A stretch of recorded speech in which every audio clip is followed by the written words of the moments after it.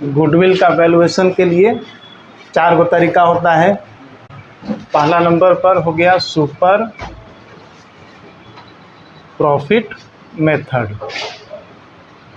इससे गुडविल का वैल्यूएशन करते हैं। सेकंड कैपिटलाइजेशन मेथड, और थर्ड नंबर में average method, simple average method, simple average method, और fourth number weighted average method. और लेकिन अभी हम लोग इसके बारे में बात करेंगे। ये दोनों बहुत इजी है, आसानी से समझ भी गए थे। अब इसको देखेंगे सुपर प्रॉफिट मेथड किसको बोला जाता है, इसको जानेंगे। उसके बाद कैपिटलाइजेशन मेथड से गुडविल का कैसे वैल्यूएशन करेंगे उसको जानेंगे, ठीक ना। देखो, इसको जानने के लिए ये समझना होगा कि जो नॉर्मल बिजनेस होता है, जो पहले से बिजनेस करते आ रहा है, जैसे मान लो कि ए है, ठीक ना। ए एक दुकानदार है और वो 10, 15 साल, 20 साल से उसका दुकान चल रहा है मार्केट में, ठीक ना। तो मार्केट में इसका दुकान चल रहा है, तो मान लो कि सपोज करो कि इसको प्रॉफिट हो रहा है एवरेज का, इसलिए कि हर साल एक तरह का प्रॉफिट नहीं होगा। कभी मान लो कि 1 लाख हुआ, कभी 1.5 लाख हुआ, कभी 1.25 लाख हुआ, कभी 90,000 हुआ, इस तरह का प्रॉफिट होते रहता है। तो इसको मान लेते हैं कि ए का एवरेज प्रॉफिट हर साल का सपोज करो कि 2 लाख रुपया है, ठीक ना। एक और नया एक बिजनेस आया, कोई दुकानदार आया, उसने बिजनेस शुरू कर दिया, और ये जो पूंजी लगाया था, जितना इसका कैपिटल लगा हुआ था ए का, उसी के करीब करीब उतना ही ये भी बी भी पूंजी लगाया। और बिजनेस में ये हम लोग देखते हैं कि जनरली देखते हैं कि इतना पूंजी लगता है तो बोला जाता है कि प्रॉफिट होता है 10-12%। यही ना देखने को मिलता है कि इतना पूंजी लगा दो, कैपिटल लगा दो, तो कम से कम 10, 12, 14, 15 नॉर्मली जो प्रॉफिट रहता है वो सुनने को मिलता है कि 15% प्रॉफिट होगा, 10%, 12% प्रॉफिट होगा, ठीक ना। तो उसी अनुसार ये जो बी है, ये भी अपना कैपिटल लगाया, इसी के करीब करीब इसी के सिमिलर कैपिटल लगाया, और इसको प्रॉफिट हुआ उस साल नया दुकान खुला था और इसको प्रॉफिट हो गया मान लो कि 80,000, सपोज करो कि 80,000, ठीक ना।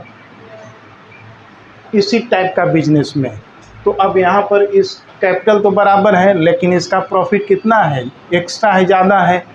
होना चाहिए था 80,000 ही, लेकिन एक्स्ट्रा है, ज़्यादा प्रॉफिट है।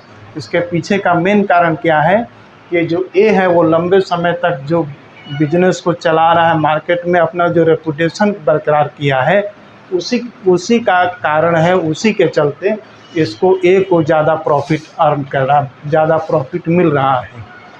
इसी को बोला जाता है सुपर प्रॉफिट, ठीक ना। तो यहाँ पर निकालेंगे क्या, सुपर प्रॉफिट मेथड के अनुसार कैसे निकालते हैं। सबसे पहले हम लोग क्या जानते हैं, गुडविल निकालने के लिए, ठीक ना, 2 चीज़ जानना पड़ता है। एक, अब देखो यहाँ पर इस जगह पर जो प्रॉफिट आएगा, 2 कंडीशन हो गया ना, कि नॉर्मल तरीका से प्रॉफिट आए, और एक होता है कि एक्चुअल में प्रॉफिट कितना आया, इसको 2 लाख रुपया, और नॉर्मली प्रॉफिट कितना आ रहा है, 80,000। मतलब एक्चुअल में जो प्रॉफिट आया और नॉर्मल तरीका से प्रॉफिट आया, दोनों के बीच में डिफरेंस कर देंगे, घटा देंगे, तो जो अंतर आया वही क्या है, उसी को बोला जाता है सुपर प्रॉफिट। समझ में आ गया, क्लियर है यहाँ पर। तो गुडविल कैसे निकालते हैं, लिखते हैं सुपर प्रॉफिट और into number of years purchase, यही ना लिखते हैं। अब यहाँ पर नंबर ऑफ ईयर्स परचेज से मल्टीप्लाई किया जाता है। क्वेश्चन में दिया रहता है कि 3 साल, 4 साल, 5 साल, तो इसका मतलब होता है कि 3 साल या 4 साल लिखा हुआ का मतलब होता है ये जो एक्स्ट्रा जो फ़ायदा हो रहा है बिजनेस में, ठीक ना, नॉर्मल जो बिजनेस है उससे जो लंबे समय से चलते आ रहा है, उसके चलते जो एक्स्ट्रा फ़ायदा हो रहा है वह 4 साल 5 साल तक के लिए इसी तरह चलते रहेगा। नॉर्मली जो है जो नॉर्मल फ़ायदा से ज़्यादा प्रॉफिट देते रहेगा। इसी चलते यहाँ पर 3 साल 4 साल से मल्टीप्लाई किया जाता है। पुराना बिजनेस का ये मतलब नहीं है कि सालों साल उसको बेनिफिट मिलते रहेगा। एक एवरेज समझ लिया जाता है कि इस तरह का दुकान है, ऐसा है, तो मार्केट में तो हमेशा बदलाव आते रहता है, नया नया दुकान खुलते रहता है, कंपटीशन भी बढ़ते रहता है। लेकिन इसे मान लिया जाता है कि 3 साल या 4 साल तक का इसी तरह का बेनिफिट देते रहेगा। इसीलिए यहाँ पर नंबर ऑफ़ ईयर्स परचेज जितना साल लिखा रहता है उसे मल्टीप्लाई कर देते हैं और गुडविल निकल जाता है सुपर प्रॉफिट मेथड से। लेकिन इसमें हम लोगों को निकालना क्या है, सुपर प्रॉफिट। लिखा हुआ नहीं रहेगा क्वेश्चन में। क्वेश्चन में क्या दिया रहेगा, क्वेश्चन में 2 तरह का चीज़ दिया रहेगा। एक कि कितना प्रॉफिट अर्न हो रहा है, ठीक ना, जो उस साल इस बिजनेस में एक्चुअल में कितना, मतलब यहाँ पर एक निकालना होगा एक्चुअल प्रॉफिट और दूसरा निकालना होगा नॉर्मल।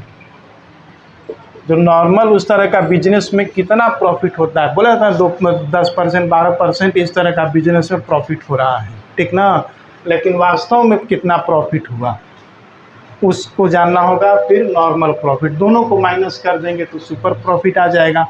जैसे यहाँ पर सपोज करो कि एक्चुअल प्रॉफिट जो बिजनेस पहले से करते आ रहा है उसको एक्चुअल प्रॉफिट हो रहा है 2 लाख रुपया या 5 लाख रुपया, मान लो कि 5 लाख एक्चुअल में प्रॉफिट हो रहा है। और उसी तरह का बिजनेस में उसी तरह का बिजनेस में उतना ही पूंजी में उतना ही कैपिटल में 3 लाख का प्रॉफिट हो रहा है, ठीक ना, उसी कैपिटल में। तो इसका मतलब क्या हुआ, जो एक्स्ट्रा 2 लाख आया उसी को बोलेंगे सुपर प्रॉफिट। इसमें तो डाउट नहीं है, आसान है। तो इसी को घटा करके इसमें क्या कर देंगे, मल्टीप्लाई कर देंगे नंबर ऑफ़ ईयर्स से, पर जो भी परचेज का नंबर ऑफ़ ईयर्स दिया रहेगा उससे मल्टीप्लाई कर देंगे।